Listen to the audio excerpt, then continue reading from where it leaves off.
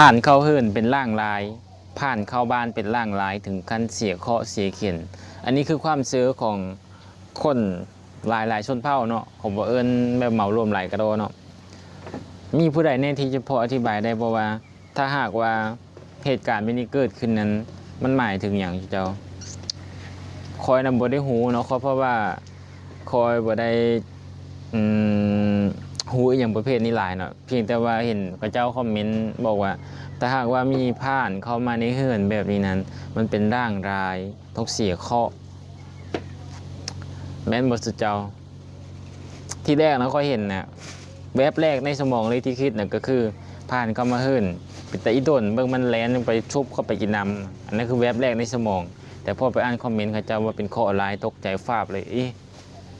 มีแบบนี้เนาะถ้าผ่านเข้าเฮือนเนี่ยเป็นเคราะห์ร้ายเขาเจ้าเอาเคยได้ยินแต่เว้าเขาพอวันผ่านหูมากก็ยังบ่เข้าใจเนาะว่ามันแปลว่าหมายคำว่าในใดก็เลยต้องตั้งคลิปนี้ขึ้นมาแล้วก็ถามผู้ที่หูนะว่ามันถ้าผ่านเข้าเฮือนนะมันหมายถึงเคราะห์ในใดแบบว่าต้องแก้ไปใดเนาะเพื่ออนาคตข้างหน้าเนาะเห็นแบบถ้ามีคนบ้านใกล้เฮือนเคียงผ่านเข้าเฮือนเวลาเขาถามจะได้แนะนำเนาะมีผู้ใดหูในบ่ให้เนี่ย